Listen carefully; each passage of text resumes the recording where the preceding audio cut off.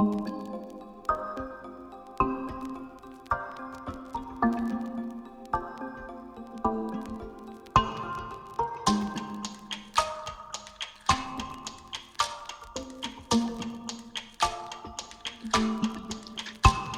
everyone, and welcome back to another episode of Backyards with Bolt, where we're aiming to have more conversations around topics related to sexual violence, domestic abuse, mental health, and well-being. My name is Vedanta, and I am the Executive Director here at Bolt Safety. I am so pleased to introduce our guest of the day, Vanessa Waechtler from Chimo Community Services. Hi everyone, I'm Vanessa Waechtler. I am a clinical counselor and I work in an agency in Richmond, British Columbia called Chimo Community Services. We are so excited to have you and get more into this conversation. What is Chimo? So Chimo is a multi-service community agency, and we started in 1973 in Richmond. And we've grown a lot since then, in almost 50 years. So currently our mission is to promote justice and address violence by offering integrated services, educational, housing programs, just a whole bunch of different programs. I always say it's really hard to do an elevator pitch for Chimo because we do so many different things.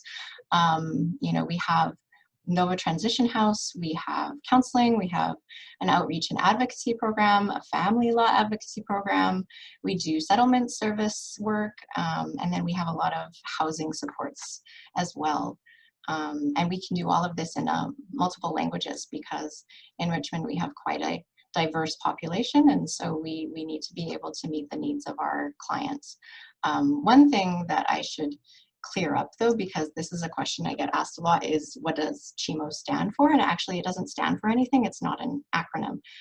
It's an Inuit word that means a special friend for people that are in need of someone to talk to. That's such a nice meaning. I actually did read about that earlier, so that's really cool. And I mean, your organization does so much work, and it's really incredible. I mean, I know that there are organizations out there that focus on maybe like one type of service, but the fact that Chimo does so much and so well with representation for lots of different people that speak lots of different languages, I think that's really incredible. So yeah. It's definitely a huge benefit of working here because my clients, they need counseling, but then they might need help with finding a house. And so instead of having to send them across town to an agency where I don't know anybody, I can just say, okay, go across the hall to my colleague so-and-so, and she can help you out with that. So it's really nice to have that kind of one-stop shop set up here. That's awesome. Mm-hmm. So you told me a little bit about what Chimo is. What do you do specifically within Chimo? Like, what does a like a day in your life look like at work? Ooh, okay. So my specific role is I'm a counselor in a program called Stopping the Violence. And so this is a program for women who have experienced domestic violence or abuse or childhood abuse or sexual assault. So really most of my day is spent in session with clients. I'd say like 80% of my day I'm in session with my clients. Right now, obviously, it looks a little different. I'm either on the phone with them, or I'm doing a video call, or I'm in person. We did reopen to in-person services back in the end of May when phase 2 started. So I wear a face shield and I sit really far away from my clients, but it's mostly the same, I would say. And then other than that, I do meetings with various people in the community and phone calls, emails, those kinds of standard administrative things that everybody does.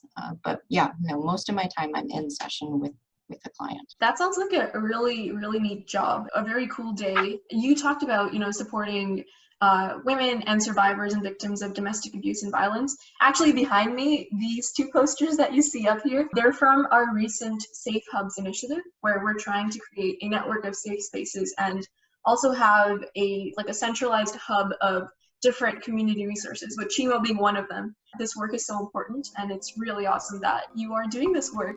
So yeah, with that being said, that is a wrap on this episode. Do tune back for the next episode. Vanessa will be back, and we're going to get more into more at-length detailed conversation. So see you then. Bye.